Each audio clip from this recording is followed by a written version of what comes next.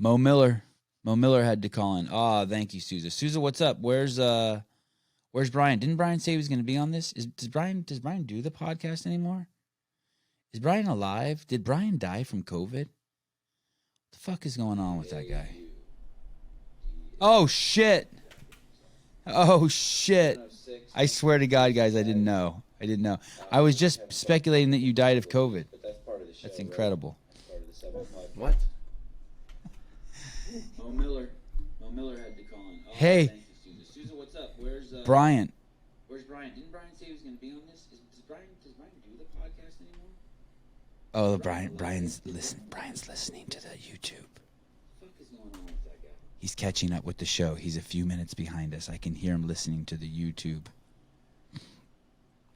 Do the podcast with me. I'm ready. Some guy named... Dude, what the fuck is your name even? Look at that name. You got like some line over the R and some line over the Z. I just like... my team's great. Brian. Matt. There can only be one dude with a fucked up name. That's me. Boom. Your wish is granted. I know. Isn't that awesome? What did you do? How did you get Brian on here? Every time I get notifications for the Sevan Podcast, I stop everything I'm listening to and hop on. Great show. Thank you, Batman. Never gets old.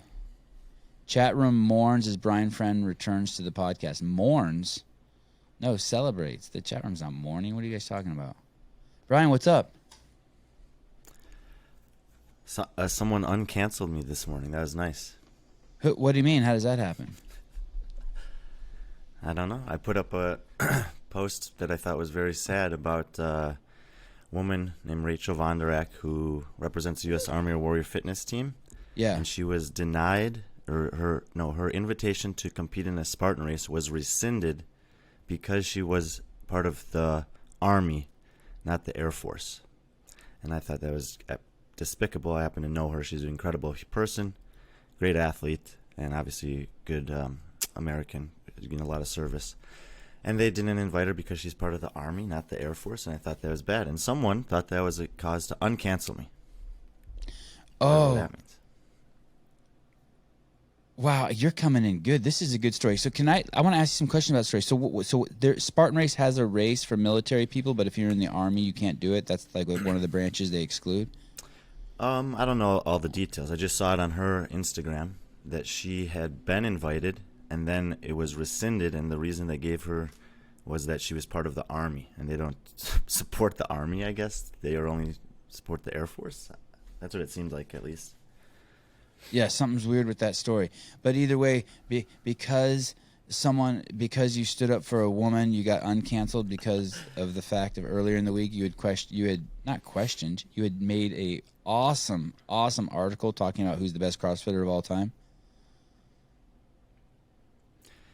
Yeah, hey, did that? And, Go ahead. I was shocked because there was only one person that I saw who actually used the word cancel with association to my name, and it was a guy we've had on the podcast before that I thought we had a great relationship with, Luke de Jong. He canceled me. I'm not sure I even know who Luke de Jong is. What is he? The young Australian guy with the afro. Oh, that dude? Yeah. That dude? Oh, shit. What did he say? He said, fuck you for even thinking that Matt's as good as Tia? Is that the premise? Like, hey, you are so stupid to even think Matt is comparable to Tia that must mean you're sexist? Is that I'm trying to figure out what the argument is. Someone explain it to me.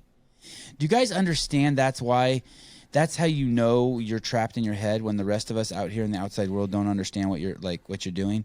Because what you're doing is you're responding to your own dialogue, your own misconception. It's so weird. Vellner. What's up? Hey, dude. Sorry about that. It's not, dude, it was crazy. I haven't talked to Brian in 3 weeks. I didn't even know if he's coming on the show. And it was kind of nice. I didn't believe in God before this happened, but then while you switched, Brian and I got to kind of rekindle our friendship. It was so weird. It was like meant Brian, to happen. You should, well, I thought you meant that he made you believe in God just with what he was saying. I was like, well, I'll have to get the spark notes on that one. No, that made me, what he actually was saying made me hate all of humanity. Wow, that's a pretty common thought these days. So could have been anything. He could have said anything. Patrick, in 2018, when I was fucking slapped down and was told I couldn't do the behind the scenes, I think maybe you text me and you said, "Dude, where are you?" Probably. I don't know. I feel like I made an effort to reach out to most of the people that I knew on the media team and just say like, "Hey, heard about everything. Like, sorry about that. Hope you guys are doing all right. And like, if you need anything from from like me or any other athletes, let us know." But I try to do things like that. I feel like it's It nice. I was think really that we cool. rely a little bit on each other. It's a it's an ecosystem. So I think that for us to be successful, we need to have media around, and you guys tell really great stories. So I've definitely always appreciated that. So I try to behave accordingly. I was touched. I was sitting on the couch. I didn't even. I was in Madison. I was in the house, sitting on the couch, kind of watching the games on the TV. So depressed. I had all my camera gear there. I was ready to do the behind the scenes, and all of a sudden, I was told that I couldn't do it, and I was fucking devastated. And I'm pretty sure you reached out to me and said, "Hey, dude, where are you? What's up? Are you gonna do the behind the scenes this year?" And I was fucking really touched. I think maybe you were the only person. You know what? Actually, I think maybe Matt may have reached out to me too and been like, "Dude, where the fuck are you? Is your annoying ass?" Was And that 2018 or 20? Yeah, 2018 would have been. what made me think about that is I was walking by my like the entrance to my house this morning and I saw this hat and I picked it up and I put it on. Can you see this hat right here? Not really well, Let me see if I but can move it up a little closer. you're like an 8-bit. Oh, I like the Yeah. haircut though. Thank you. Okay, Thank yeah. you. I have cancer. Yeah, I mean, you're making it look good. Do you see it's a guy holding a suitcase? Yeah, it looks like he's got some headgear on, maybe a body cast or something.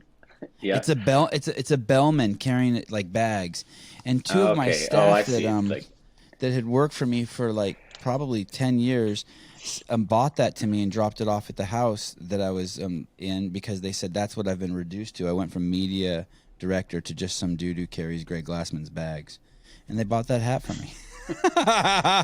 Talk about kicking a guy while he's down. I was gonna say a little bit of a backhand there. How did that feel? Yeah, I was like, and then I Thank found you. out, and then when I was going through the accounting for the month, I found out that not only did they buy this for me to make fun of me, but then they charged it to CrossFit Inc. and they got reimbursed. So it wasn't even a gift. Hey, it's the thought that counts, though, right? Man, Somebody bought you a gift because they were thinking about you, and they said, "Hey, this is a tough time for Sevan. Things are changing. It's turbulent. I think he'll appreciate the humor in this hat." And you did. yeah, I did. I did try to cancel them though for that behavior, but couldn't. That didn't exist back then. It didn't. No. I'm sure it did. If the internet existed, it certainly did. People I, bitching on the internet is as old as 1990. Sevan, Brian- you know that Go ahead. same week they canceled the podcast we were going to do at the games that year. Yeah, Not they, everything got Greg, fucking probably. destroyed. Yeah, everything got destroyed. Is that? Go ahead, Pat. Oh, I was just saying, this is 2018, right? I just want to make sure I know what year we're talking about before I speak too much. Okay. Yeah, 2018. That's the one where the documentary that we made that year is still. I think that it's coming out soon, or it's come out. I know people have seen rough drafts of that. Rough Yeah, I've drafts, seen a not rough draft the- of not it. the I think full it's thing. done. It's done. I think now, other than maybe just some small editing pieces, but I think it's done. Did you But saw yeah. rough draft too, Vellner? Yeah, Tyson and Mariah sent me just like a 24-hour link to watch it with Michelle, and just sort of like I think it was basically done. They kind of said, "Hey, you can have a look." Normally we'd ask for like thoughts and things like that, but like it's already done, so don't even bother. But they just kind of said, "Yeah, it's like an early sneak peek. We could have a look at it." So yeah, it's Brian, cool. have you I mean, seen I think it? it talks a bit about some of that stuff going on, like you're saying, how 2018 the hammer kind of dropped on a few things, and it was like right in that preparation for change phase where everyone was kind of like, all right, we're going to get through this games, and then things are going to be there's going to be a drastic shift. So they talk a bit about that.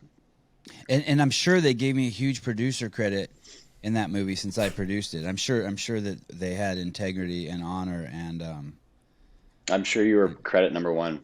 yes. But that said, I don't watch the credits, so I don't know. Did you have a good role in that movie? I'm in it. I'm hard to miss because I clowned around a bit that year, falling off cargo nets and chasing plates across the floor. So I think it's hard to tell the story without some of those things. Yeah. So as usual, I have some fun moments in it, but yeah, I mean, I think that I don't know. You'd have to watch it. I don't want to spoil it. I don't want to spoil the ending for people. Pat, I've been hesitant to ask you, but you and Matt planned that, right? You guys like, if we both fall off this net, we'll get a ton of media attention for the years to come, right? I mean, that's been the gift that keeps on giving, for sure.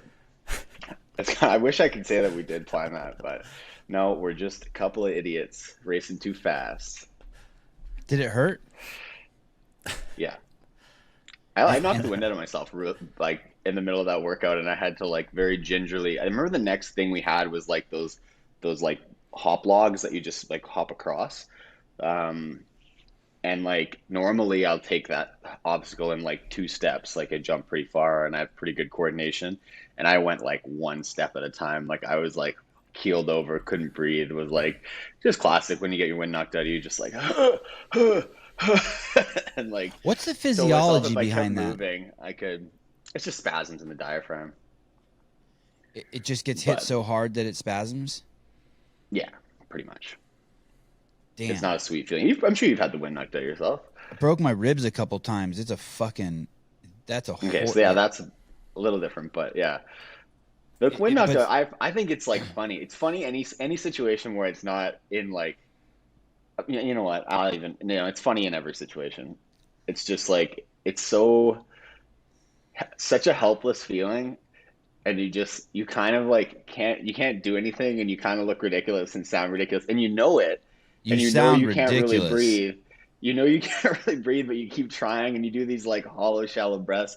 It's it's great. Like I remember when I was in my sporting careers before, like a few times in lacrosse, we'd have teammates get the wind knocked out of them in practice. And it's like, yeah, it's like embarrassing. You're like, I don't know. And there's nothing you can do. You just kind of got clipped in a soft spot, and you're just like, yeah, you just sit there and like have these death rattle breaths for like as long as it takes. And everyone just kind of stands there and watches until you're good. And then when you're good, you're just actually good. You're totally back to normal pretty much. So everyone's like, yeah, you done being dramatic? You're like, yeah, sorry about that. And I wonder if that's what it's like drowning or dying of emphysema. I wonder if there's anything like, if there's a... I mean, I think that getting the wind knocked out of you too is funny, because I feel like the first time you get it done to you, like as a kid, that's probably what it feels like sincere panic and dread, because you're like, I don't know what's happening, but I can't breathe, and this is it. Yeah. But then once you're older and you're like, oh, I understand that this is a temporary thing, and I'm just gonna I'm gonna pass through this, and it just kind of sucks right now. There's less of that sincere wide-eyed panic. But I mean, obviously I've never died of anaphylaxis or drowning, but I'm sure the panic of not being able to breathe is something that most people have experienced at some point or another, and it's not cool. So Pat, have you got your prize money from the games yet? No. And why? It's been a pretty slow year on that. Why is that? What's going Actually, on? And the reason why I bring that up is the guys in Africa are like, what the fuck? Where's our money from? I think they're semifinals. And we got our semifinals a little while ago. So hopefully they get that soon. The games is always slow. I feel like I've never been paid from the CrossFit Games until some point in October. And do you think it's because of the drug testing? They're just waiting on drug testing? Yeah, I think that's what it is. It has to do with that, and they want to make sure they get all that right, because it's better to wait and then give the money out than give some money out and try to get back a bunch of money from someone if there's any positive tests. Ricky, we're going to need that $100,000 back, Ricky. Ricky, can you FedEx us that $100,000 back? Yeah, so, it's tough luck on that one, right? Like, I don't think didn't he never send back his plaque or his trophy or something? No, he still has his medal and his event win trophies for sure, and his like rookie of the year stuff like that. I'm sorry, I can't pay you the money back. I invested in a pallet of SARMs, and I can give you 5% back every month until I sell the pallet. Come on, it's fine to make fun of him. It's okay. I like the guy, but shit, a pallet of SARMs. Did you see that interview? But to finish that story, yeah, that's what I'm hearing. I'm hearing that the drug tests are really slow, and they don't pay anyone until the drug tests come back. I was just wondering. Yeah, that's always been my understanding of it, but yeah, hopefully it gets done quick. But that's the kind of thing that like you hope for it to be done quick selfishly because it's nice to get paid and just like have that done, and then you can kind of close the book on the year. But at the same time, you want them to get it right. Like I'd rather them get it right and have it take a little longer than them rush it through and have to deal with a bunch of noise like that because that's just got to be a nightmare. Like Justin pops, and you get if Justin pops, would you get the first place prize money? Yeah, technically, yeah. That I wouldn't. I really don't want that to happen though, because for one thing, it would suck to happen like twice in my career to have like podium places shift as a result of that. You could deal with it for 150 grand. Super annoyed. You could deal with it for an extra 150 grand. I could deal with it fine. Also, I like Justin. I think that he'll have a great career, so it would be really unfortunate to see something like that happen to him. He's not gonna pop. He hasn't even had sex yet. That guy's a virgin. Oh, stand by. Oh, this is Vellner. Oscar Meyer. Hello, Oscar Meyer, calling from Canada. Yeah, Oscar Meyer. Oscar, how are you? I'm not doing too bad. How are you? Doing great. You're on with the great Pat Vellner. Don't waste his time. I won't waste his time. I'm on the mainland, Pat. Oh, nice. How's it over there? Beautiful sunrise this morning. Beautiful sunrise. It's like jail, actually, but oh,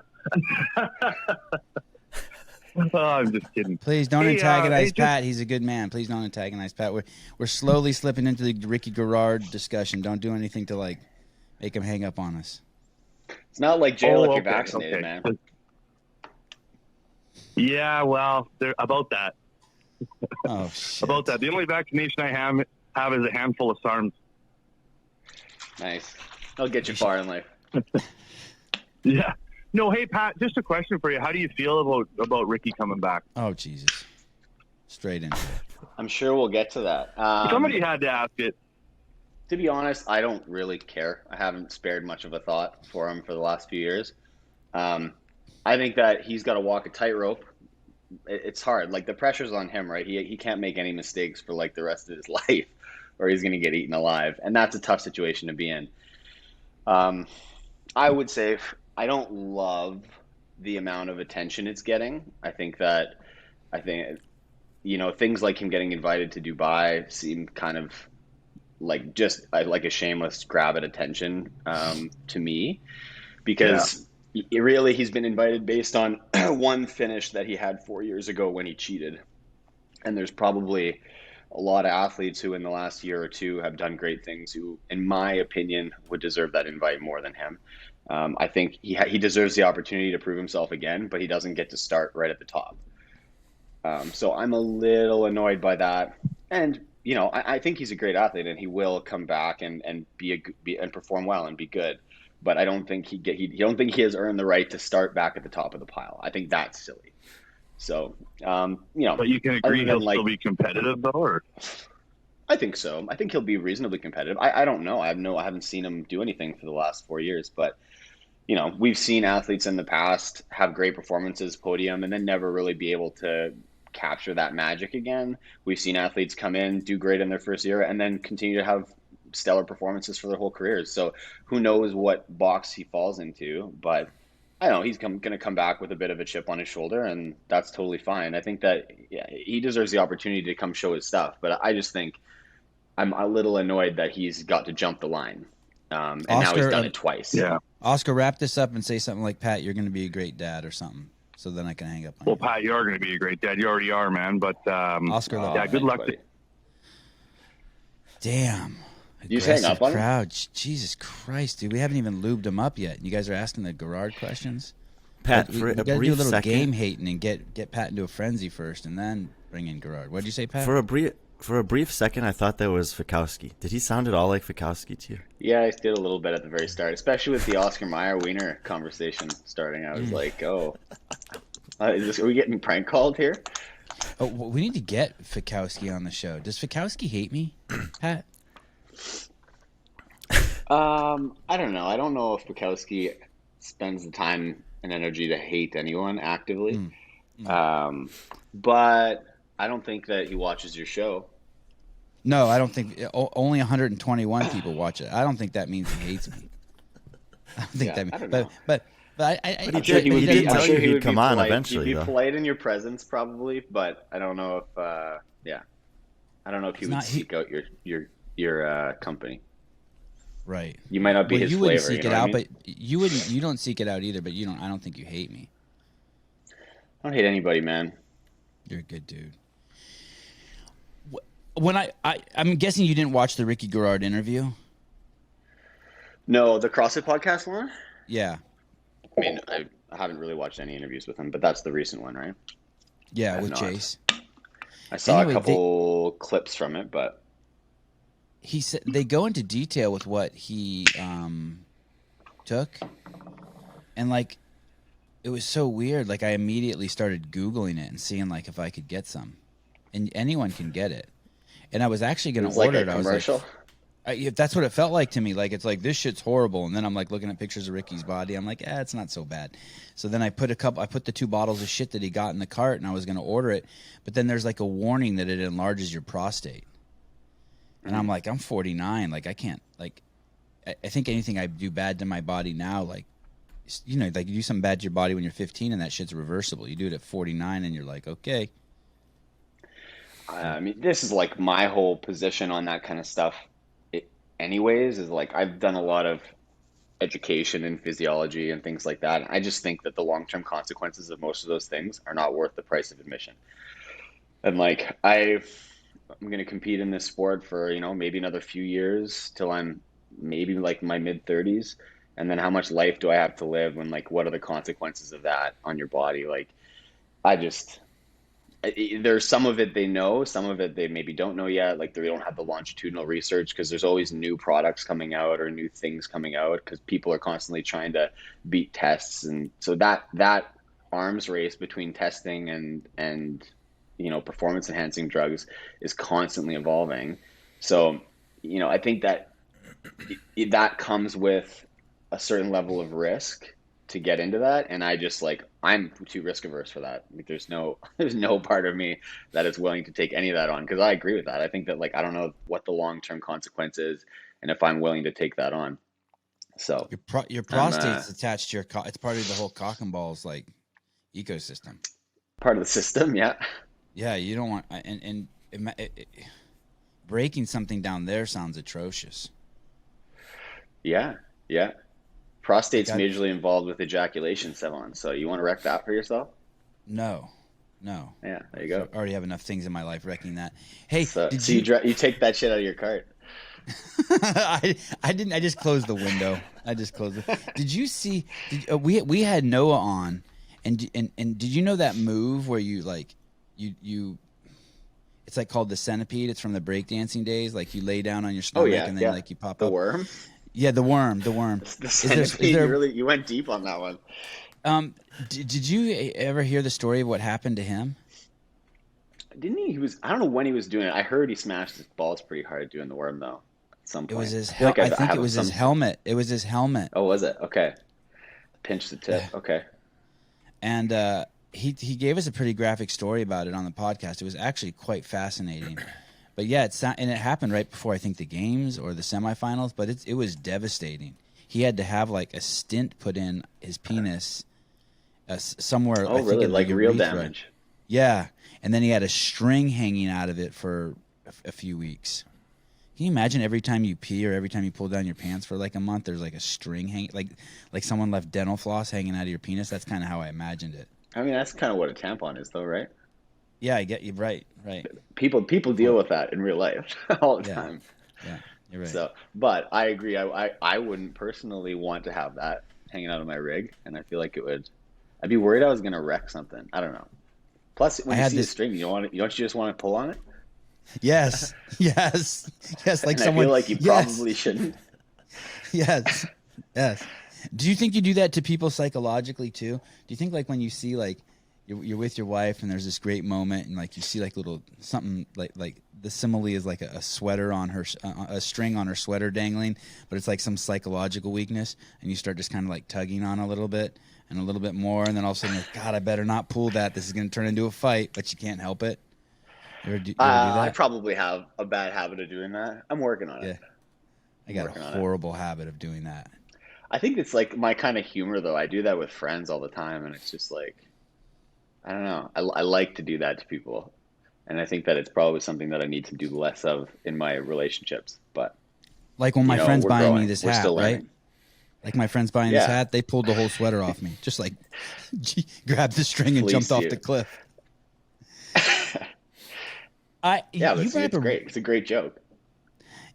You brought up a really fascinating point right there. You're right. People do visit the podium and then don't come back. That happens all the time. I think up to in the last like 6 or 7 years, I'm probably the only guy who's finished second twice. Like the second place position has changed every year for the last like forever. Except for when Matt finished second twice in a row, and then since then, second place has changed every year. Third place has changed every year. It happens all the time. So they're just like, it's just a reality. Like I don't know. So there's like this a lot of hype around Ricky coming back, and sure, but like I don't know. We don't know what kind of athlete he is. I don't think we have. You'd have to ask Brian. I don't think we have that many data points. We've got one big data point that we know has a big asterisk next to it. And then the other data points are like, fine. But I wouldn't say anything that makes you say like scream podium threat, like perennial podium threat. So, but he's had 4 years to train. Like I think that if you've been training for the games on like an Olympic cycle, there's no reason why he wouldn't be very good this year. But our sport's a little different. Like there's volume issues and things like that, and you have to periodize things appropriately.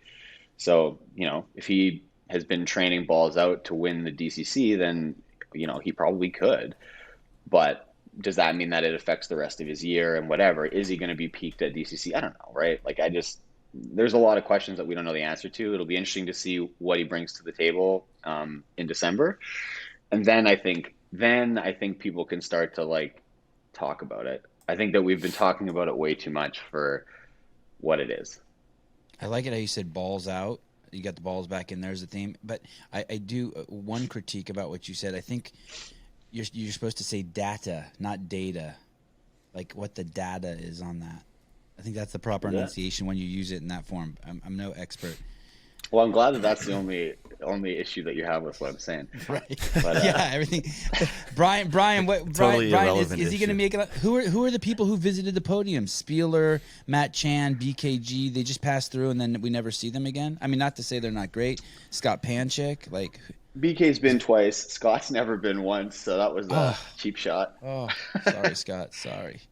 But yeah, I don't know. We'll let Brian take over on that one. I feel like he's got things to say. Well, actually, part of the articles that I've been writing comparing Matt and Tia that have gotten a lot of conversation going, one of the things that I looked at was the variance of podium athletes on the men's field compared to the women's, and the variance of top 10 athletes in the games on the men's side compared to the women. And there's a lot more variance in both of those categories for the men. And I think that's just because there's more guys in general that are actually competitive in fitness and trying, and there's different reasons for that. Part of the reason is because some percentage of women 20 to 35 years old are just having kids, and it's not possible for them to compete competitively or train competitively for the amount of time that it takes to do that. But if there's, I think there are probably 800 men in the U.S. and North America, in the U.S. and Canada primarily, that if the quarterfinal workouts were slightly different, could have been in that top, like the bottom 60 of the top 120. And I don't think that's true for women.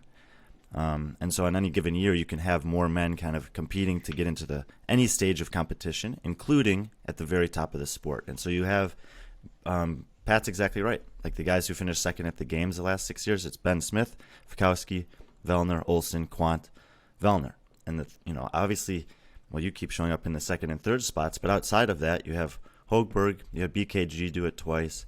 Medeiros is now at a third and a first. So there are some guys that are up there regularly, but if you expand that to the top 10, it's shifting quite a bit. He's not going to make top 10.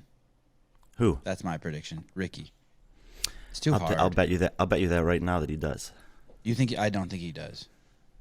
Okay. Brian, you're willing to do that with no more data, without seeing him compete for 4 years. Oh, you're fucking up when Pat's got my back. That was hard for Pat to say that. That was I hard. just think I think I'm purely in the camp of like, we have no idea. And then we should stop talking about it until we know what we're talking about. And like, I'm like totally in that Let's talk camp. about Danielle Brandon. Sure. I don't know Danielle that well. I keep hearing that her and Brian are having a fling. Me too. Brian, did you get reported to that Manhating website?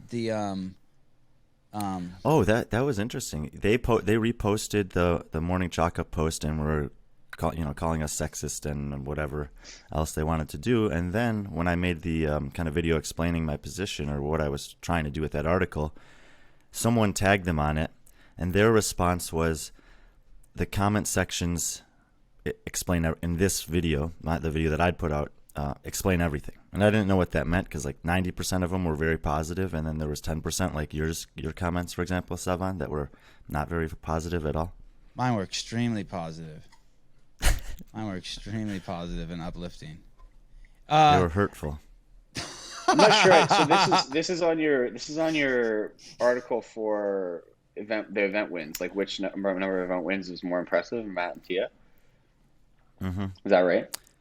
Okay. I didn't follow any of the backlash of that, unfortunately. People thought that he was sexist because he's comparing. Sometimes I just put the hand out, and I'm like, nah, I'm just gonna stay away from these comments and stay away from this. There's this Instagram account. I can't remember, something hate men. But anyway, basically what they do is they take anywhere that they project hatred of women and try to, I guess the word is, dox the people who did it, right? I don't know the exact definition of doxing, but I was trying to learn it yesterday. But basically they thought that Brian did something. It's just like revealing people's personal information, or like their like real names, or their like locations, or stuff like that, just because a lot of people have anonymous online presence. So I think that's what it is, but I'm not certain. Okay, so basically Brian was comparing Matt and Tia, and I think the allegation is that Tia is so much better than Matt that to compare them is to be completely sexist, that you're a sexist piece of shit, which is just bizarre to me. Those same people, a couple days ago, I posted on Danielle Brandon's account, she was working out in this beautiful blue top, but it was too big for her. Like, it was like buckling at the top or something. And I posted on her Instagram account, I said, hey, that shirt's too big for you. And all these women started like jumping down my throat, being like, "You sexist fuck! No one gives a fuck what you think. You're mansplaining and all this shit." And I responded to them on the account, "Hey, I don't know what your obsession is with penis and vagina, but this has nothing to do with penis and vagina. This has to do with an article of clothing that's too large for the." Their account is "You look like a man." That's what it is. Okay, you look like a man. I'm like, so you guys need to get off the obsession with penis and vagina. I go, basically, you're reacting to something I'm saying that's not. That you made up, and then on top of that, then you're acknowledging your reaction is true, and then posting a comment about it. I mean, it was completely bizarre. But so the best part is they tried to I guess dox me or whatever. Someone's like, dude, they're trying to cancel you, but they couldn't because you can't tag me because I'm fucking shadow banned. So they couldn't send their army to my account to get me. And then I reposted it for them to help them out, attack me. And Danielle was kind enough to like point out that they're fucking idiots, and she reposted it too. I mean, it's just good for her. Yeah. I think it's there's a lot of like, come on, dude. Like the internet's look at Vellner's shirt. Like, Vellner's shirt fits fine. Everyone take notes. Vellner, see how it's like hugging his shoulders and his traps and his chest nicely. Probably a little small, even, you know. Yeah. Well, when you have a good body, you're in bulking season, aren't you? Yeah, that's right. Because I'm 10 pounds heavy right now. Meanwhile, anyway, on my own account, I post a picture of me on the back of Dave's motorcycle, and people are saying I look like a dwarf. A dwarf. And then I went back and looked at it, and I do look like a dwarf. Well, you should make some anonymous account and then just get into people. I don't know. It's funny. I think there's a lot of projection that goes on the internet. There's a lot of people telling you what you mean. Yes. And that's like, it's frustrating. and nobody knows full context either, right? It's like people jump in halfway through a sentence and then they think they know what you're talking about, or like you have a personal relationship with Danielle that maybe they don't know about, and it's like, I don't know, Right. like this could be like a regular banter that you have sometimes, be like, why are you wearing a triple XL? And like they Right. don't know that, or I don't know. So there's just like there's a little bit of too much of everybody trying to be in everyone's business, and policing everything, which is frustrating for sure. But I don't know. I try to just like I try not to engage much in the Twitter sphere and the comment sections, because generally you just leave feeling a bit frustrated with humanity. Do you have a preference for social media? I pretty much only am on Instagram. Me I too. haven't really. I have a Twitter, but it doesn't really get used. Does it call in? This is the first time we've ever allowed call-ins with a on a show with a guest, and we kind of just ambushed Pat. We didn't. I didn't even tell you I was going to do that, huh, Pat? I wasn't sure what that was initially, but that's fine. Okay, cool. Jim, you're on with the great Pat Vellner and the Brian Friend licking his wounds, and me. What's up, boys? How's Hey. everything? Living the dream. Good, Good, Jim. How are you doing? Just want to give you. I'm doing great, thanks, Pat. I had a chance to meet you as a judge out at the Grand King back in 2017. They got He put hates us, judges. Oh, well, interesting. Okay, He awesome. hates judges. Okay. Well, if you hate Throwback. judges, That's I awesome. hope everybody hates judges. It's yeah. I got pictures of you. I got pictures of Frazier. When guys used to show up, and that's when Wicked. I think you were on a team with Paul Tremblay and someone else. and Team of three. oh, come I on, remember. someone else. Albert Dominic LaRouche. Someone else.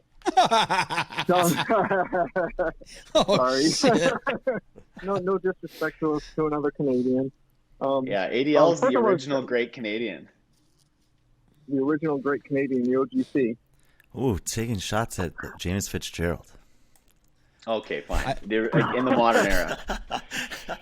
Pat, you should have known better than to say something like that in front of Brian Friend. Yeah, that was me putting my foot in my mouth for You sure.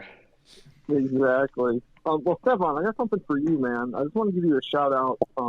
You're always talking about sugar. You guys have heard Sevan talk about sugar? No, Brian has, but our guest Pat has Probably blocked me not. on all social media, all avenue, the podcast, anything with he's asked Google not to report anything I say to him. He's blocked all hashtag sugar kills. Yeah, he's even thought about changing his phone number so I can't text him anymore. Yeah. So I'm trying your recommended treat of heavy cream over frozen berries. Brilliant, I'm telling right? you what, dude, it's genius. Like you said, it melts like a magic shell, and it's unbelievable. With the only sugar you're getting from it is the sugar from the fruit. Really good. So I just want to give you a shout out, say thank you for that. So saved my cravings here over the last week or so of trying to be sugar free. So it has been really helpful. So I just want to give a shout out, say thank you. Thanks, Jim. Keep me Another posted on thing- how that goes being sugar free. You'll be Absolutely. so stoked. You'll be so stoked once you're free from it. Yeah, I wasn't so stoked for the first day or two with the friggin' headaches I was getting, but suffered through it and came through on the other side, and here we are. Yeah, and your dick will be harder. Oh, it can't be any harder than this talking to three great guys like you right now. So Good Dude, answer. look at that if you guy. guys get a chance, before he gets canceled, before it gets thrown off of Netflix, watch Chappelle's latest stand-up. Have either of you seen it yet? I watched 30 minutes last night and I didn't laugh once. I You don't didn't know. laugh once? No, what's he doing? Did you laugh?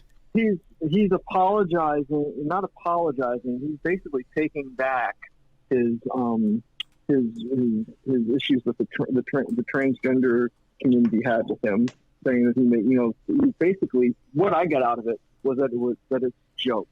This is comedy. You can't do comedy anymore without getting canceled. And one of the things he brings up is he's talking about women and feminism. But what's a feminist? Did you get to that part at all? I listened to 30 minutes and he says he's going to apologize to the gay community and then he doubles down on his attacks, or not the gay community, the trans community. And I thought, Right. I don't have a problem with doubling down on your attacks. I like that. That's I love temper tantrums. I'm notorious for throwing a good temper tantrum. But I just didn't think any of it was funny. Like, dude, just what's that called when you like obliterate someone and then just move on. But I just didn't laugh. I didn't think it was like. Okay. I like the Yeah, LGBTQ and I like the lesbian. I like the car metaphor he did one time in his last special. Did you watch it, Pat? Did you watch any of the Chappelle's new stand up? Yeah, I watched it yesterday.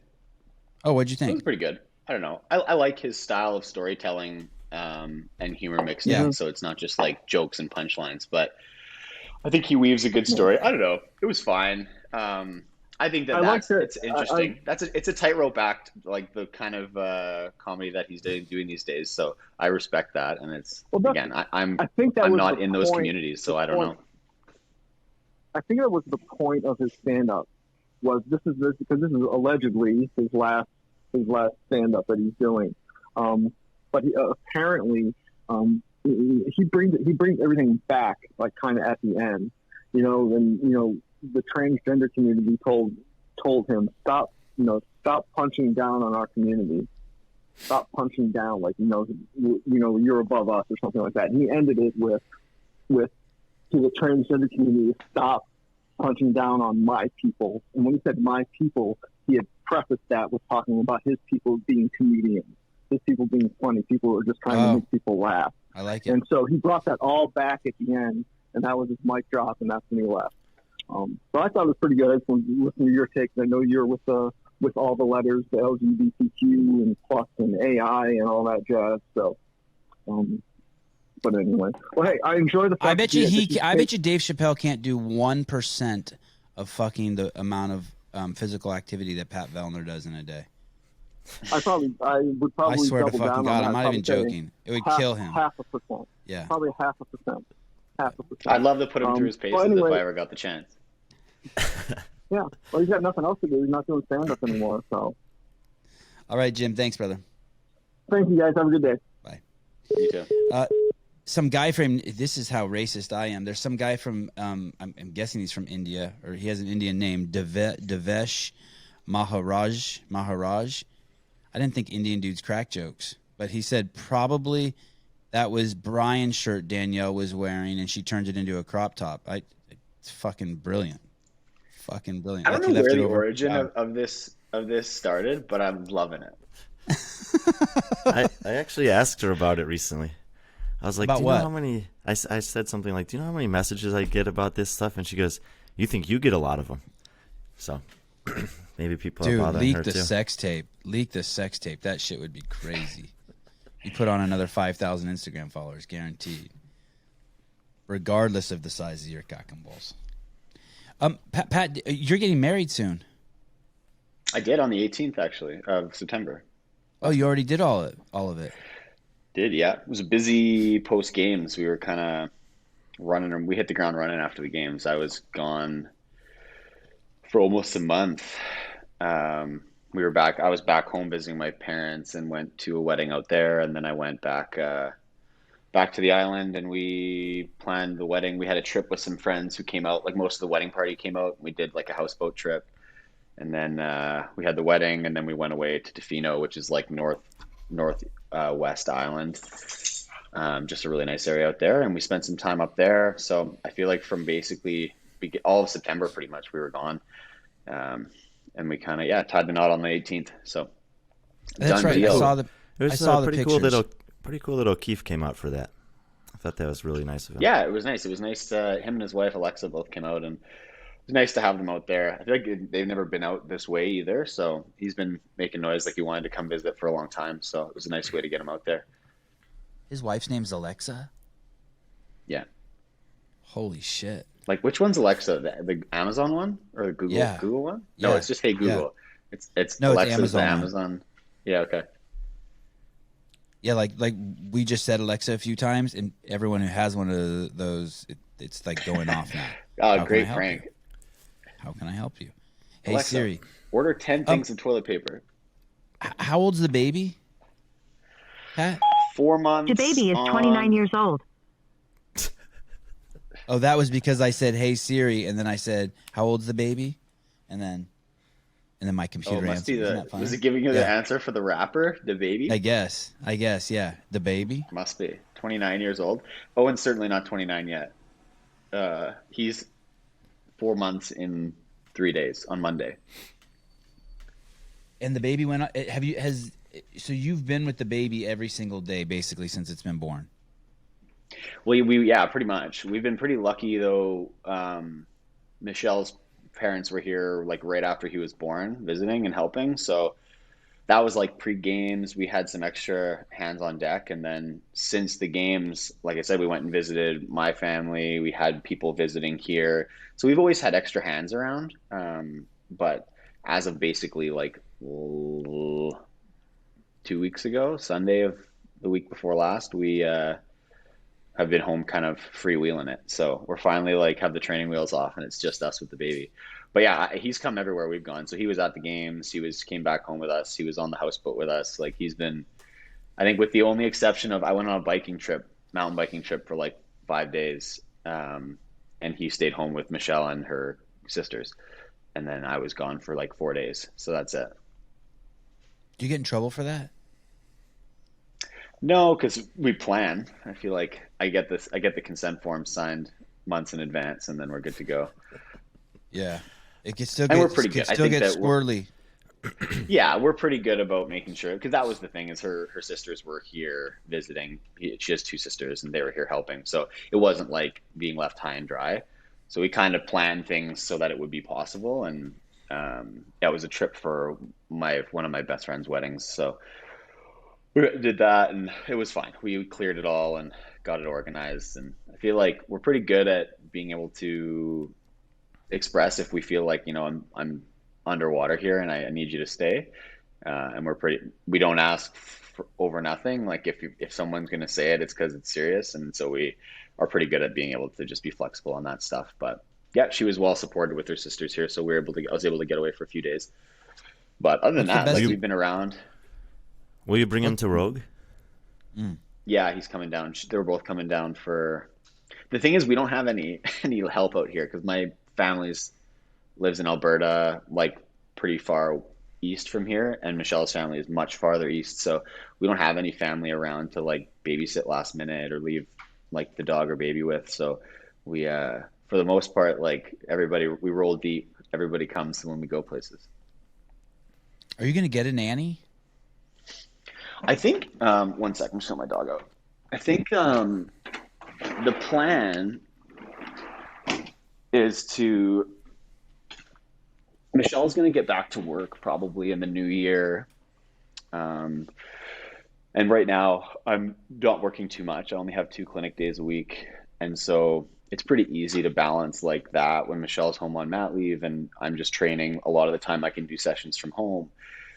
And then when she starts to work, we're just going to try to offset her clinic days with my clinic days so that we can kind of have somebody doing some childcare on any given day. And then, as he gets a little older, we're just going to try to get him in daycare. There's a few daycares around here, but it's hard to get in daycares here, actually. The wait lists are huge. I know when we even started talking about kids, people were like, get on the wait list because otherwise you're going to get left behind. So, yeah, so I mean, the plan is to just kind of like slowly reintegrate, phase back in, get Michelle working a bit, and then just always have somebody available. Like we just are trying to share the load as much as we can, and we obviously are pretty lucky that our jobs and lifestyle is, amenable to that. So anyway, it's been good so far, and we've been doing all right, but it's still even given like how flexible our lifestyle is and we work pretty well together. It's still hard sometimes. So it's fun. We've talked about like my younger brother has a 2-year-old and a newborn, and like save for you with like when you had 3 kids young, like that's no joke. That will keep you running. So just us trying to exist with our one baby, sometimes we catch ourselves being like, whoa, man, this is tough. And then you have to check yourself because we've got just about every privilege we could possibly ask for. And we're like, man, it's not easy to do it well, right? And feel like you're giving everybody the time they need, like including your partner, not just the babies. So, we're rolling with the punches anyway. Do you have one of those wipe warmers? No, I don't know. Somebody else mentioned that to us recently, that it's life changing.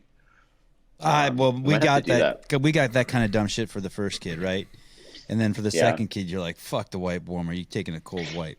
You know, Yeah. like everything We're went all- out the door with the second and third kid. The first kid gets all the good shit. And after Yeah. that, it's just kind of like, hey, fuck you. You're lucky you're alive. We have all like we've tried to be as sustainable as we can. We don't really use any disposable like wipes or diapers or anything unless we're traveling.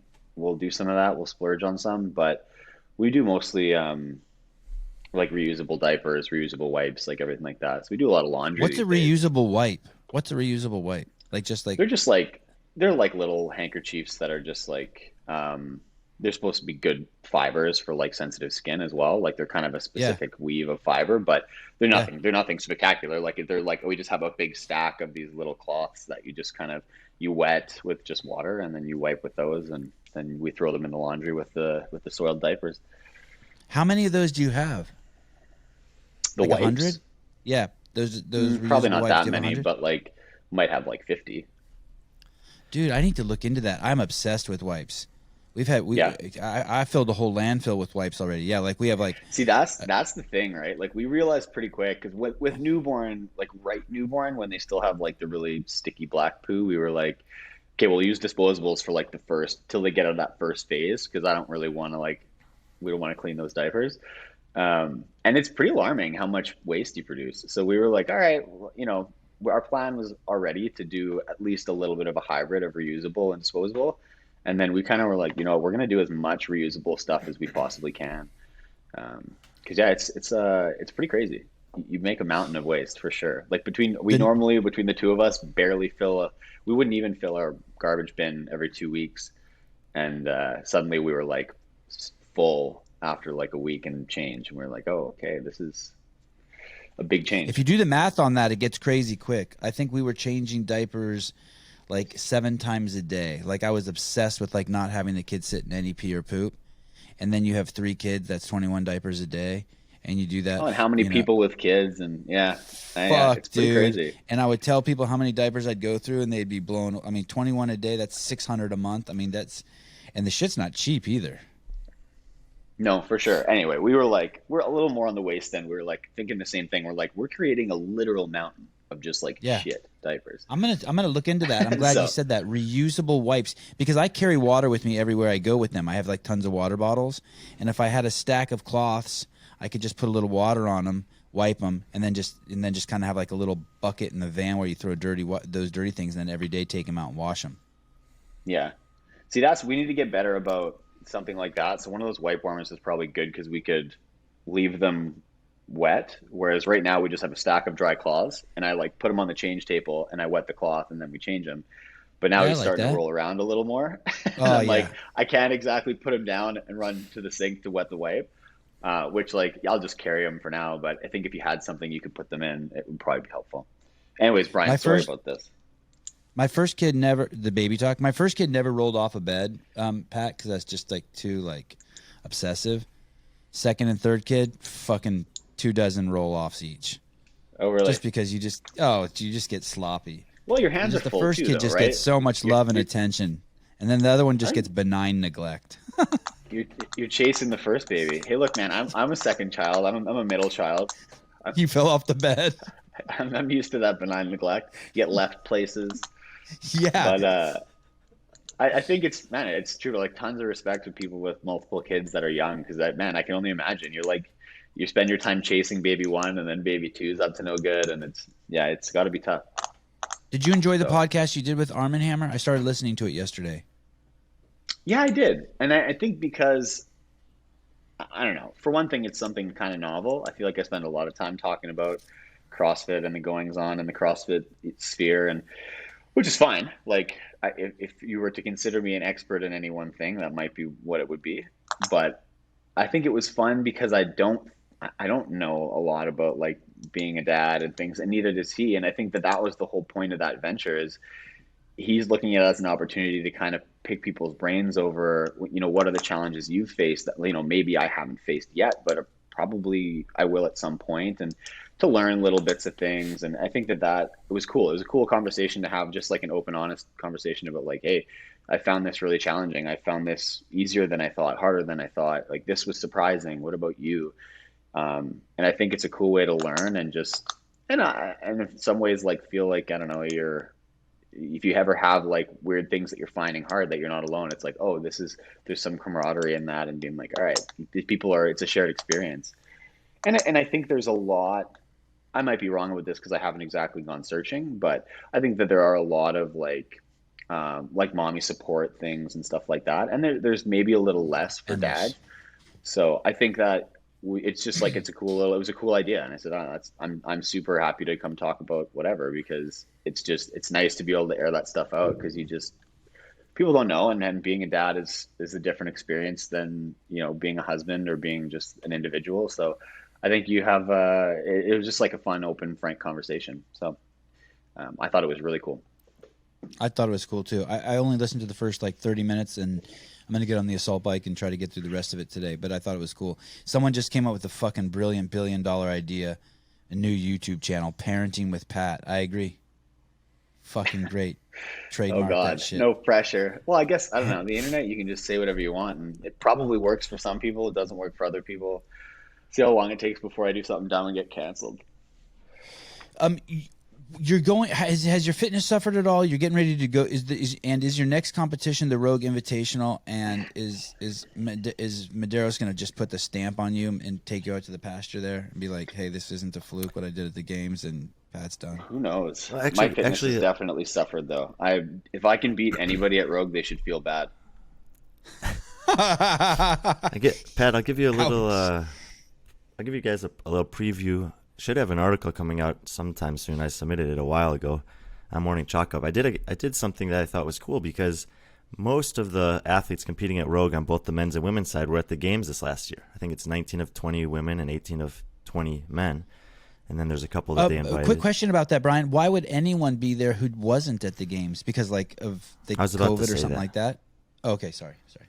So, some people obviously declined their invitations for whatever reason, and so then they invited some others that weren't necessarily down the games roster. So they have Ben Smith, Sam Quant, and Carrie Pierce are the three who did not compete at the games. Obviously, Carrie had earned her invite, and it was a different situation.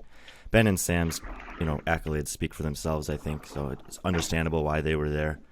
But what I did was I took 7 events from the games this past season that most closely replicated a traditional programming year at Rogue.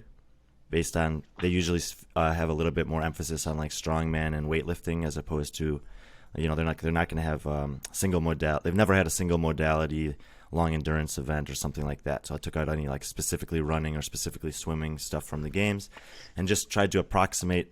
Okay, well, these guys just did a bunch of events. What can we expect at Rogue? And then I applied those results from the games using Rogue's 2 scoring systems, because they've had different scoring systems both years that they had events, drastically different scoring systems actually. And it's kind of cool to see the results in both of those scenarios. Vellner, you would have taken first, with less events and a little bit more different emphasis on the programming, but the margin was very different based on the scoring. But that's just at the top. Yeah, their first year they had like a 10-point spread for the first couple places or something, right? It was. I can't remember crazy. Exactly, it went 190, it was 80. a huge spread. By the time you get, yeah. By the time you That's get a to fucking 10th, cool thing you did, Brian. That's fucking dope that you did that. I want to see that. Can you screen share that? Can I screen share on here? I'm sure Justin will love that. Or not even the He's whole had 2 article. weeks I just to want to see publish who takes second to Pat. It all makes sense based on all this analysis you've given the games. So that's fascinating and cool that you did that. Holy shit! It seems like a slam dunk, like you did the obvious. Well, the interesting. Who takes second? Justin takes second in both scenarios. Brent is not competing, so it's not relevant. But BKG would still finish in the 3rd spot. And but after that, there's a ton of variance, and there's some really dramatic changes. Like Will Morad, who finished 20th at the games, would finish 8th in this scenario, or Cole Sager, who was 14th, finishes 6th. So there's quite a bit of shifting. And then even within the 2 scoring systems, on the women's side, spots 6 through 11 are like completely flipped around and mixed up depending on the scoring system. So hopefully that article will come out soon. It's kind of funny. I think that sometimes athletes get a hard time when they talk about things like scoring system change, and that's something that happens with the cut system. So 2019 and 2021, the cuts alters the scoring system partway through the weekend. and you get like, it sounds like you're bitching, but like it matters a lot. And like depending on the scoring system applied and when you apply it and ranking different events more heavily than others based on point spread, it makes a big difference. And it like everybody's playing by the same rules, but if you change the order of events in a scoring system that's changing throughout a weekend, it actually matters. Like, for those sorts of things, like to completely change 6th to 12th, like that's pretty significant. It's not minor differences, especially when races are tight. Like you have sometimes podium races that are decided by 1 to 5 points, right? That's exactly right. And actually, in this, this was I picked the events before everything went in order. So I picked the events to try to simulate Rogue, like what we could expect at Rogue programming based on 2 years of what they've done. Then I filled in all this stuff.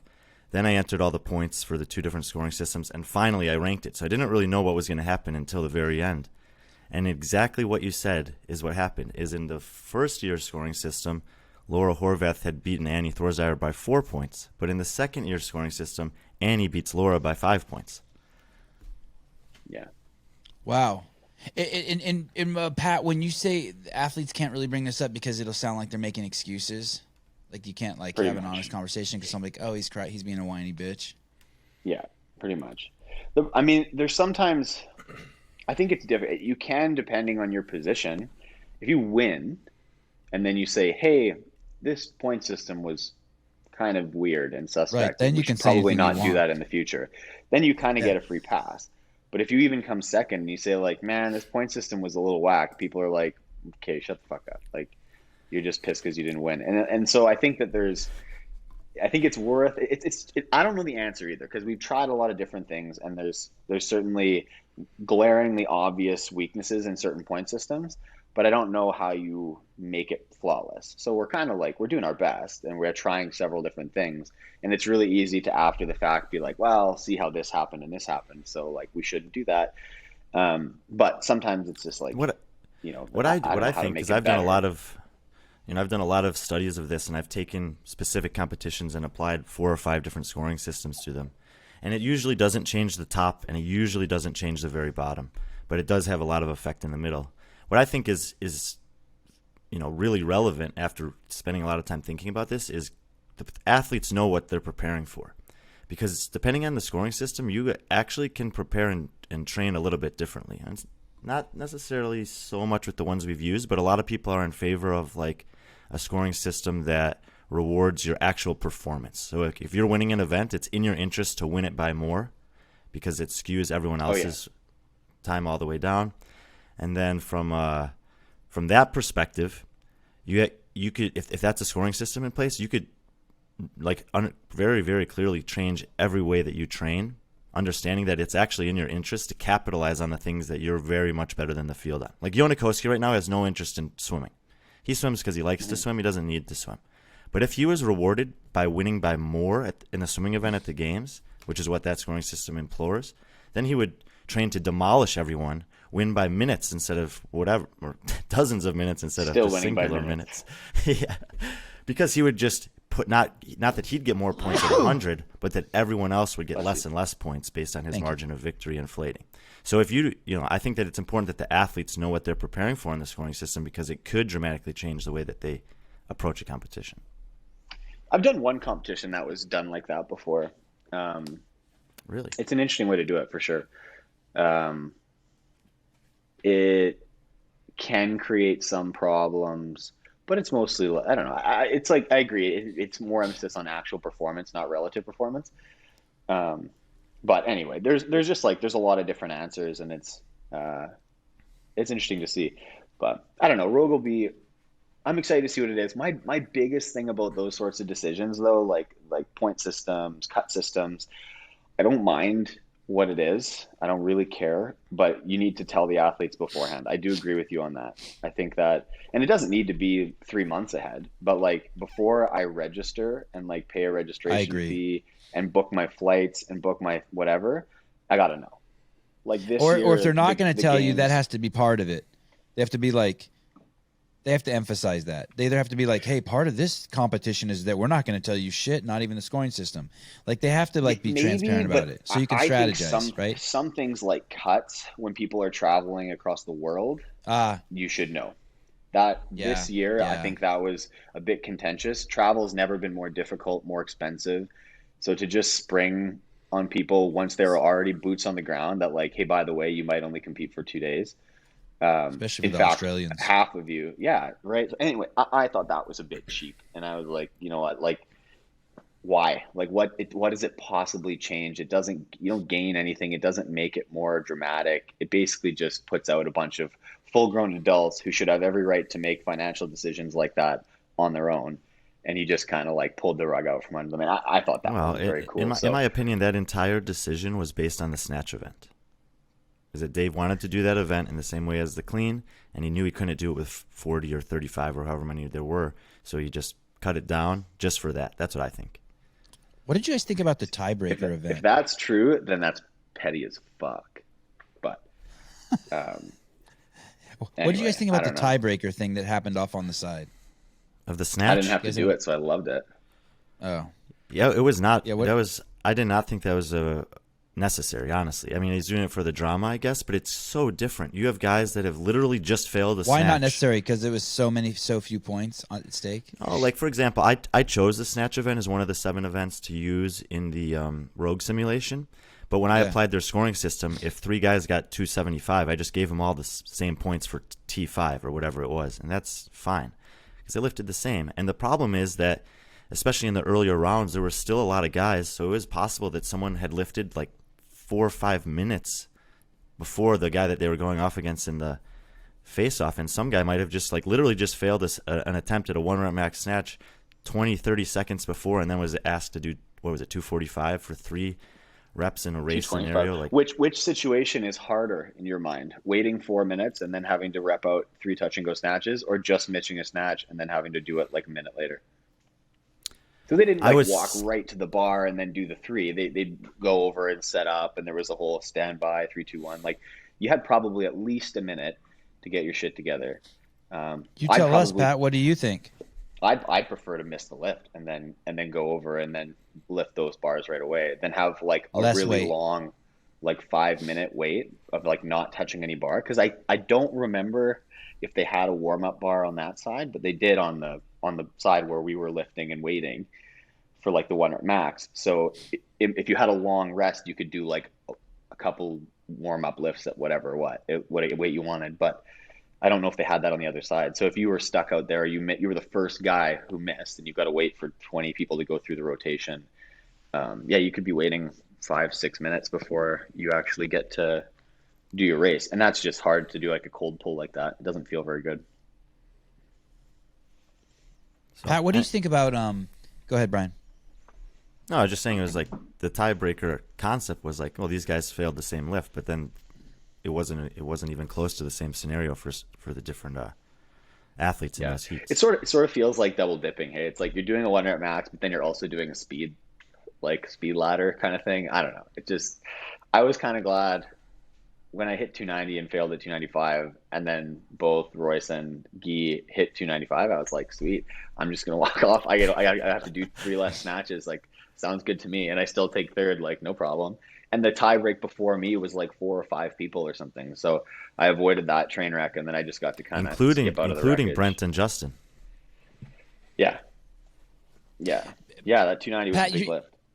Pat, you said that your fitness is suffering a little bit for whatever reasons, because you did too much Molly at your wedding, because you got a new kid, because you're not allowed out of your house because of the lockdowns in your country. Whatever reasons your fitness is suffering, do you think it's dangerous or not good then to go compete? Because like in boxing or in fighting, if your fitness wasn't at 100%, it would be dangerous to get into the ring for 2 reasons. 1, you could get fucking injured, but 2, it could be bad for your psyche, right? You get. Do you have any hesitant in going to Rogue and not being 100%? I mean, I exaggerate a little bit how bad my fitness is. Like, I'm still fine. I haven't done certain things to the level that I maybe would like, but there's still 3 weeks or so, right? Like I've got some time to touch a few things that I want to. So that was mostly. Are you healthy? tongue-in-cheek, Are you but- physically healthy? Are you injury free? Más o menos.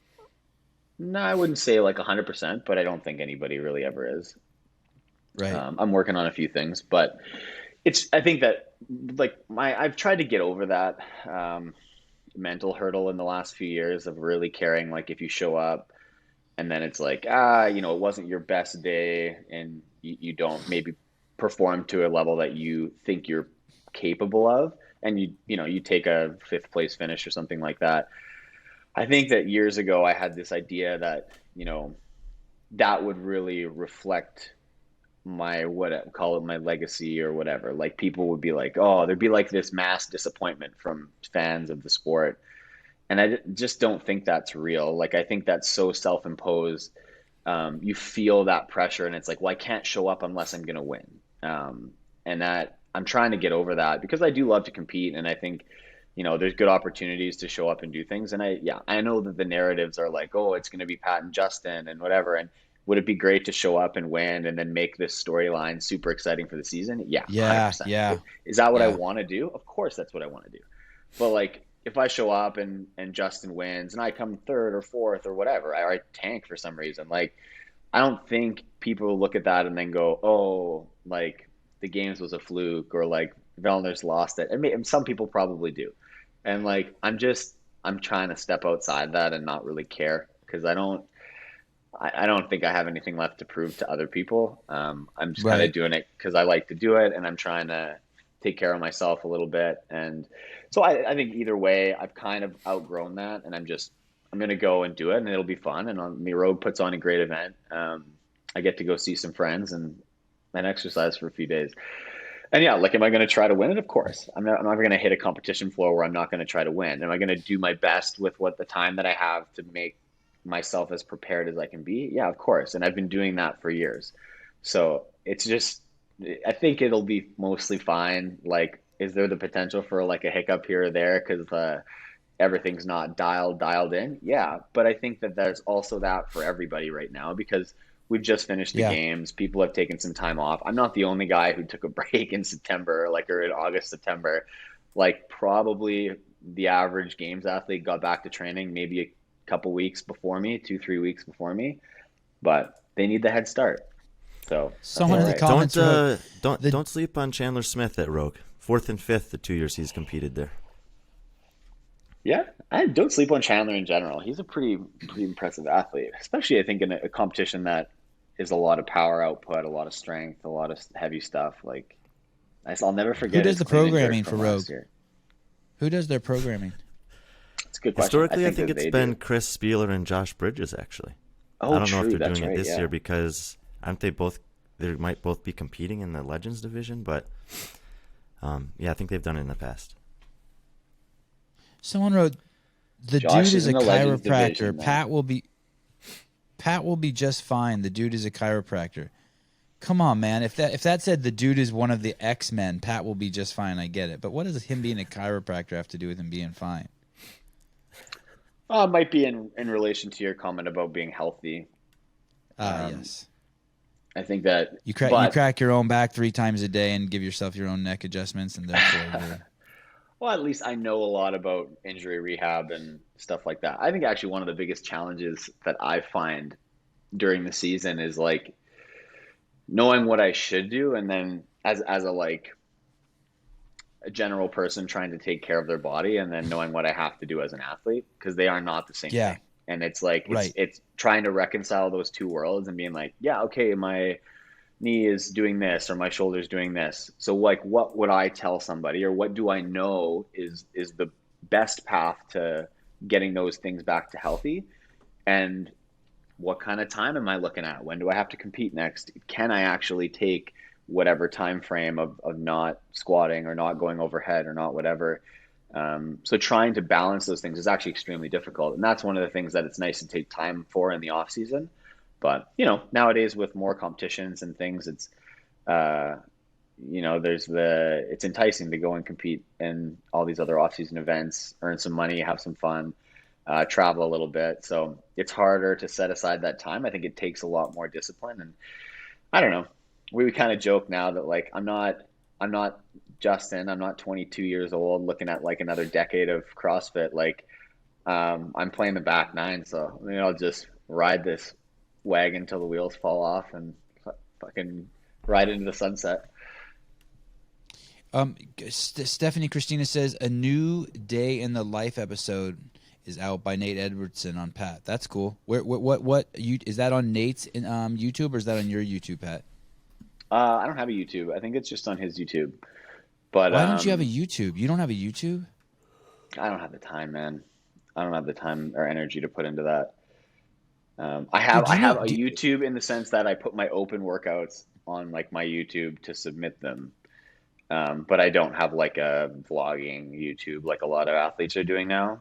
I feel like most people hire someone to do that, and I don't know. I don't love having cameras around all the time either, so I don't know if it's my style.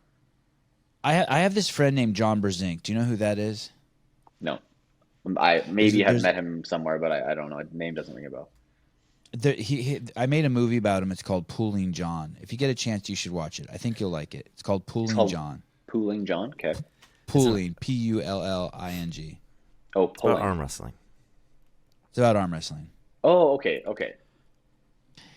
And so he's basically been, I guess, more or less retired from arm wrestling, let's say, for five to 7 years, right? And recently he's making a comeback to arm wrestling, and he started a YouTube station. And he recently posted, he gave someone his new iPhone 13, and he said, hey, film me doing this arm wrestling match. And it got 70,000 views, and the video is 17 minutes long, and you run ads on it, and you make a couple $1,000. Now, granted, he is considered the greatest arm wrestler who ever walked the planet. But he's just doing, and he's building this massive fucking following on his YouTube station just by doing live streams with his iPhone 13. And it's so fucking cool, and people love him. Love him. And I would be curious if you think, like, you guys look like you're from the same gene pool. It's crazy. From the first day I met you, I thought that there was some sort of similarity.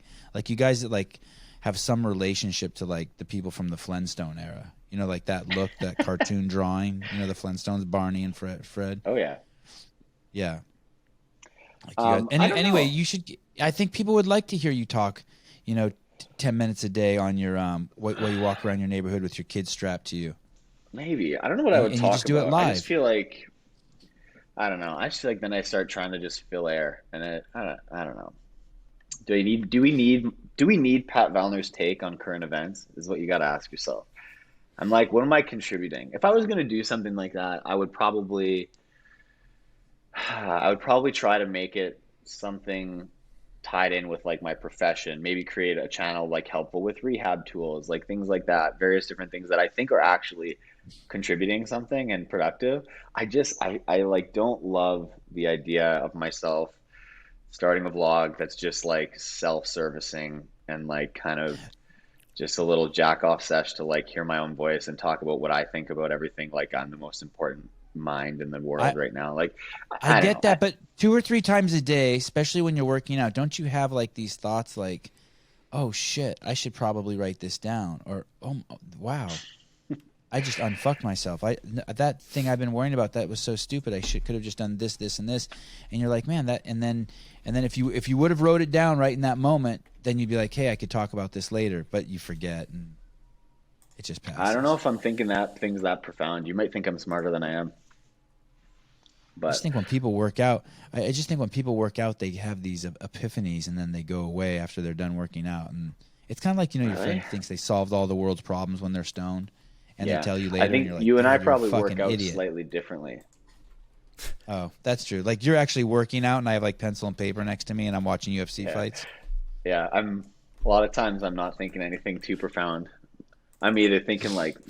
But when really Owen is sitting in the corner watching you, he is having profound thoughts. Probably. It's nice. It's nice having the company these days. I'm usually just in the garage by myself, so when he just sits around and watches, it makes me feel cool. Do you do that? Put him in a little like I don't even know what they're called, like a car seat or a carrier, and set him in the garage and you work out? Yeah, we have kind of a rocking chair that he sits in that depending, like if Michelle's doing something or she'll go do a class at the gym or something like that, and I'll just take him for if I have to train and I'm doing it at home, I can just sit him down. It's starting to get a little cooler, so I can't do as much outside with him. But if it's in the garage, he can just chill. He's pretty good. The best advice I ever got for when I had a baby your age was Chris Spieler told me at the games, "Hey, don't forget to burp your baby." Yeah, I don't know. I think you told me that before. So, okay. What is the best advice you've gotten? The best advice. Anything that like you do every day, you're like, fuck, thank God someone showed me the swaddle. That shit is gold.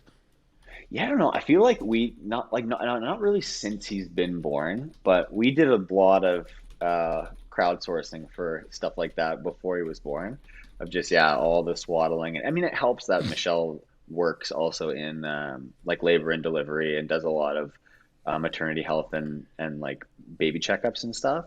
So she's pretty dialed into like what the things that you need to do. Yeah, I don't know. I feel like I don't know. I feel like most Does of the baby things already that feel I'm like trying yours? to do. Yeah, he also looks like like when exactly you're like holding me, it, so. like before, like the first hour you're holding it, you're like all afraid. Are you already like fuck it, like you'll just throw it on your chest when you're sweaty and just like pick it up with one hand and just like sure. it's just it's awesome, sure. isn't it? Yeah, You're like, he's this great. is crazy. I think a lot of what I try to do is just try to like relieve anything that I can from Michelle. Like if she needs to have a nap even or things like that, we'll just like I'll take them and do whatever, walk the dog and the baby, strap them on and just go.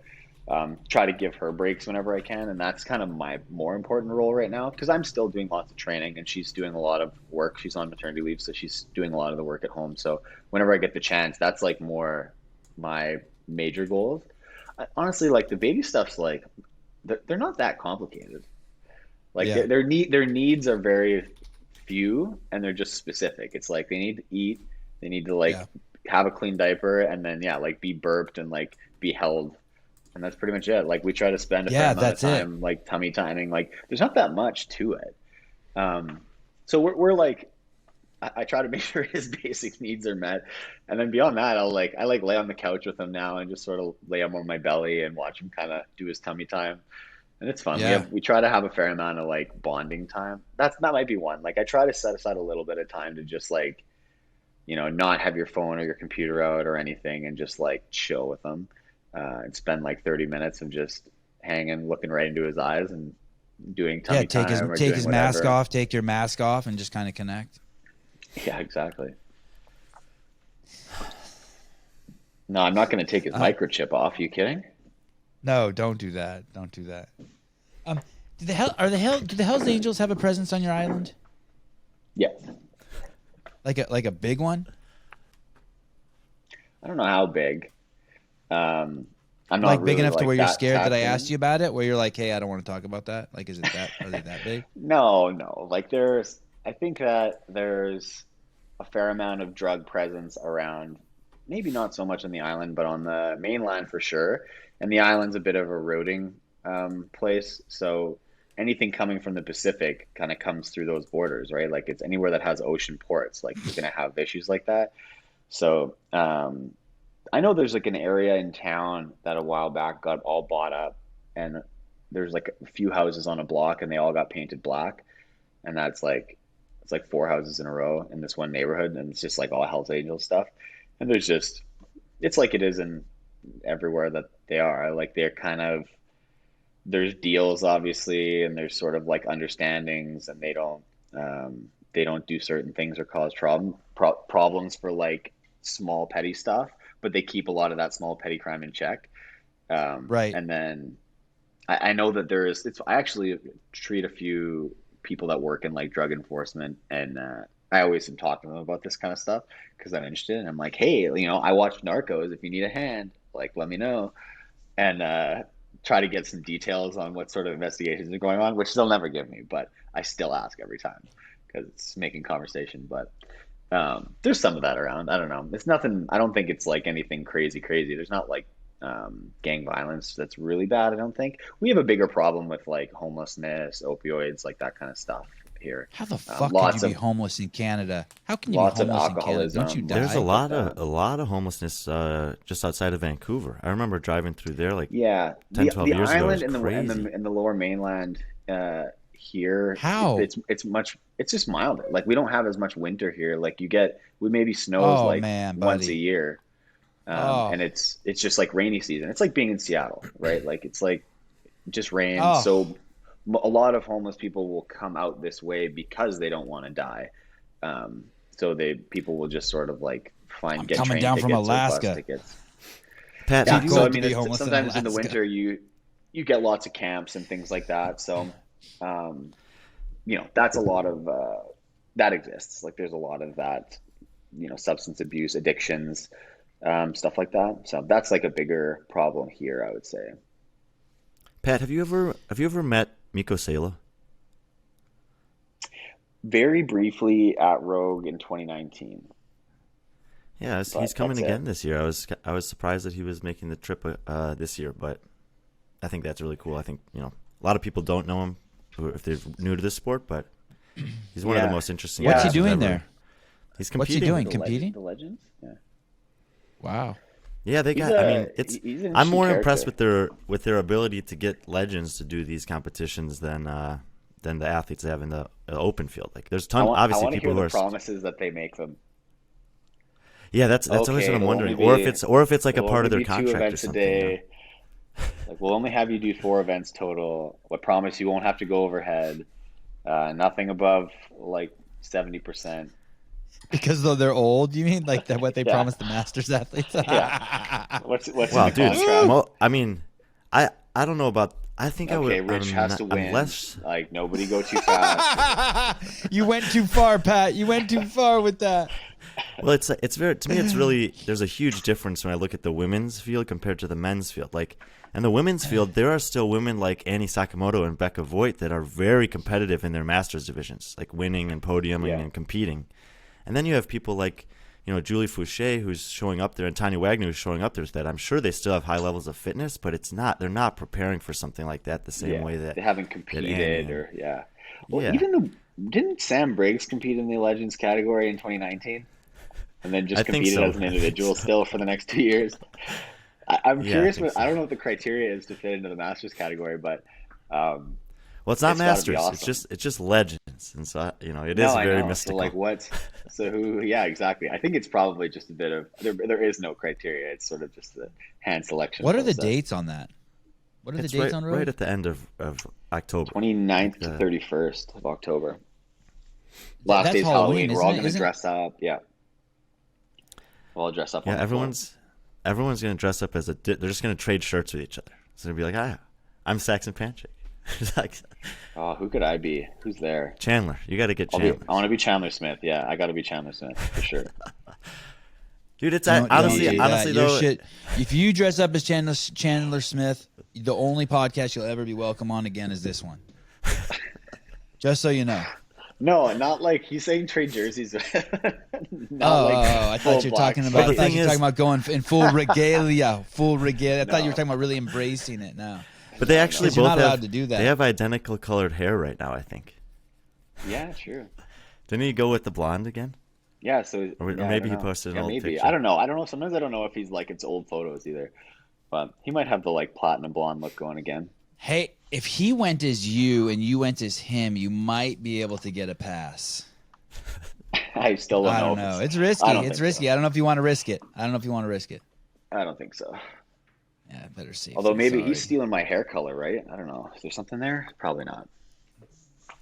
I'm just kidding. You're an oppressed man, Patrick.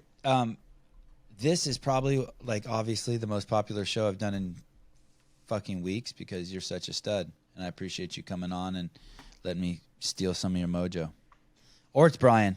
Brian hasn't been on probably as long as since the last time you've been on. So fuck, maybe it's Brian. I need more data. He Probably baited me. mostly Brian. He baited me by bringing my best friend, my pretend best friend. On Oh the yeah, show. it's a good strategy. I mean, the only way I can get Brian on is if I have you or Danielle Brandon on. That's the only. I came on the other night. Neither of them were there.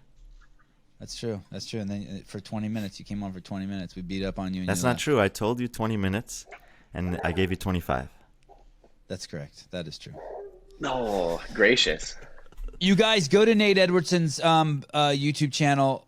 He's a good filmmaker. I think he's a relatively good dude, but more importantly, he covered Pat Vellner. Check out that video. That's awesome. He is a good dude. I haven't seen it yet. I'm sure it's awesome though. Go to the Road Classic and cheer on Pat Vellner. He is going to kick ass, even though he's only operating about 99.3%. If you please support Brian Friend from not getting canceled. He doesn't have a sexist bone in his body. He only has one bone in his body. And that's it. Looking forward to your article coming out and stirring up some drama, Brian. I'm sure, I'm sure it will